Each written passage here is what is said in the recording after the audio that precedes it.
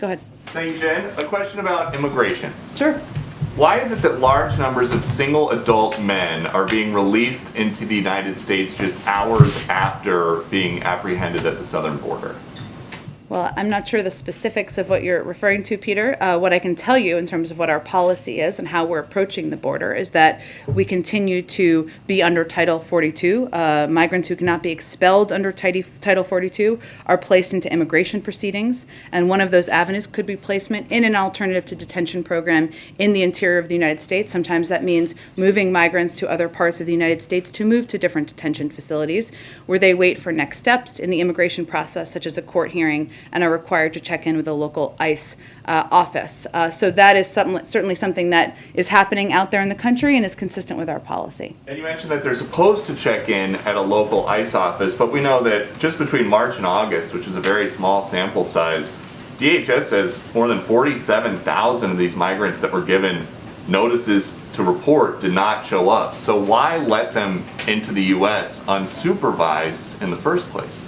Well, again, we have a stringent protocols and processes that we implement here. That includes expelling individuals who come in under Title 42, given we are still in a global pandemic, and includes those who do not show up will be subject to the repercussions of that. So that is the policy we're implementing from our Homeland Security Department. Okay. On Ukraine, President Biden met with Putin in person in June in Geneva, and afterwards he came out and he said that the two of them arrived at a conclusion. He said, it's clearly not in anybody's interest, your countries or mine, for us to be in a situation where we're in a new Cold War, and I truly believe he thinks that he understands that.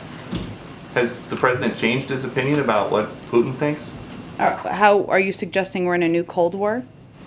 I'm just asking, it seems like the president thought in June that things were going to be good. And right now, things are not looking good. I don't actually think that's at all what the president said. He gave an extensive press conference where he conveyed it wouldn't happen overnight and that there was work that we could do together. And that is something that's how you approach a diplomatic relationship.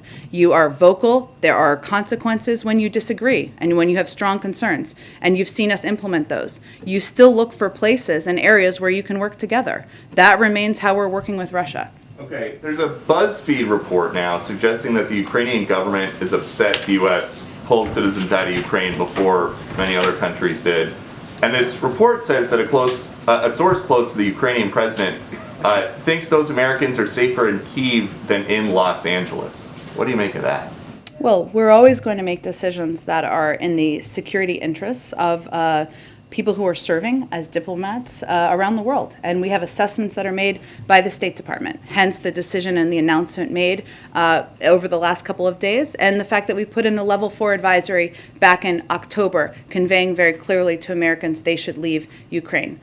Look, I will let others assess, but there are 100,000 troops, Russian troops, on the border of Ukraine, and no clarity that the leader of Russia doesn't intend to invade. That sounds pretty dangerous to me. I would also say that the Ukrainian leaders have welcomed the security assistance, and they've even met us at the airport that we have been providing over the course of the last several days. So that seems to be contradicting that assessment. Okay, and then last one. The Secretary of State a few days ago tweeted, hashtag stand with Ukraine. Has that ever worked at stopping an authoritarian regime from doing anything? A hashtag? I will have to say that unlike the last administration, we don't think Twitter is the only means of engaging or negotiating or discussing important topics.